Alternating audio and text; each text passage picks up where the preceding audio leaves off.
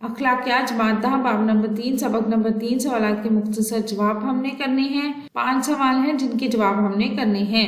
سوال نمبر 1 ہے احتساب کی تعریف کریں۔ اس کا جواب ہے احتساب سے مراد ایسا عمل ہے جو انسان کو برائی اور بدی سے روکتا ہے اور عدل و انصاف کا نظام قائم رکھتا ہے۔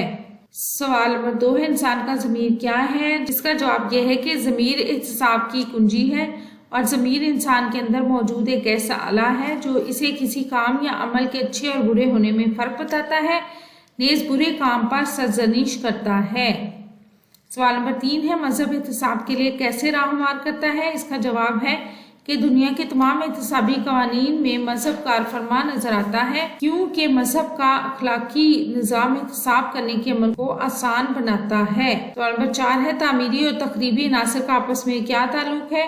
اس کا جواب یہ ہے کہ تعمیری اور تخریبی عناصر کا آپس میں گہرا تعلق ہے، یعنی ان کا ایک ہی وقت میں جاری رہنا ضروری ہوتا ہے۔ اس کی مثال نیکی اور بدی کی قوتیں ہیں جو ہر وقت مصروف کار رہتی ہیں۔ نمبر 5 ہے معاشرے کی اخلاقی قوت کے دباؤ کا کیا اثر ہوتا ہے؟